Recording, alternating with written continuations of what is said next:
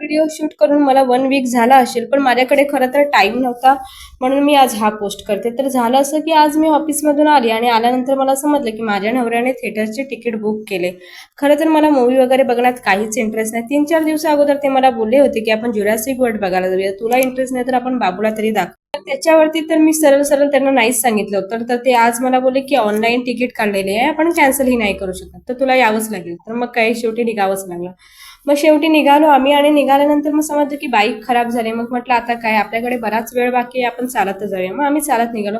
थोडा 5-10 मिनिटं गार्डनमध्ये बाबूला खेळवलं आणि लगेचच निघालो. थोडासा पाऊस होता. बाबूचं आमच्या असं असतं ना की थोडंसं चाललं की मला उचलून घ्या, मग त्यात काय, त्याला उचलून घ्यावं लागतं.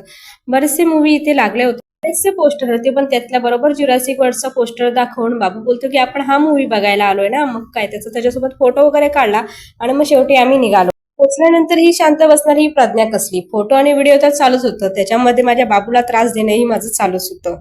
बाहेर आल्यानंतर माझी एक्साइटमेंट फक्त फोटो आणि व्हिडिओसाठी असते, तसं लहान मुलांची ही नजर फक्त खाऊसाठी असते. त्याची नजर ही फक्त खाऊच शोधत होती आणि फायनली त्याला तो खाऊ दिसला. मग काय, आम्ही पॉपकॉर्न घेऊन आलो. एकीकडे आपली आई अशी असते जी आपल्या तोंडातला घासही काढून देते आणि एकीकडे मी अशी आहे जी आपल्या मुलाने घेतलेला खाऊही सोडत नाही. सोबत अजून बर्गर, चिप्स आणि फ्रेंच फ्राईज सुद्धा होते, ते आम्ही इंटरव्ह्यू नंतर घेणार होतो. म्हणजे 8 वाजले आणि आम्ही आतमध्ये गेलो. बाबूची आमच्या एक्साइटमेंट खूप जास्त वाढली होती. मला अगोदर थिएटरमध्ये जाण्या अगोदर हेच वाटत होतं की लहान मुलांना कोणीच घेऊन आलं नसेल, पण नंतर आतमध्ये गेल्यानंतर समजलं की बरेचसे पॅरेंट लहान मुलांना मूवी दाखवायला घेऊन आले होते. खरं तर हा तर माझ्या बाबूचा तर फर्स्ट एक्सपिरियन्स होताच, पण त्याच्यासोबत माझाही 3D मूवी बघण्याचा फर्स्ट एक्सपिरियन्स होता, भलेही मला आवड असो वा नसो.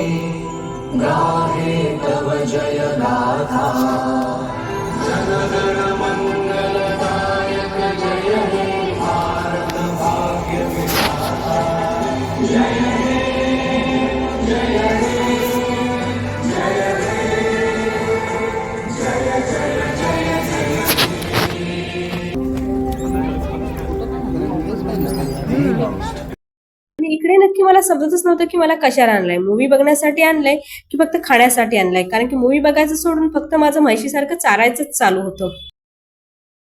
फायनली मूवी संपला आणि मला असं वाटतं की आमच्यासारखंच इतरही पॅरेंटनी मूवी धड बघितला नसता.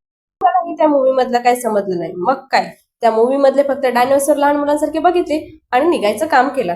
चला तर मग बाय बाय, आजचा दिवस काही असा होता.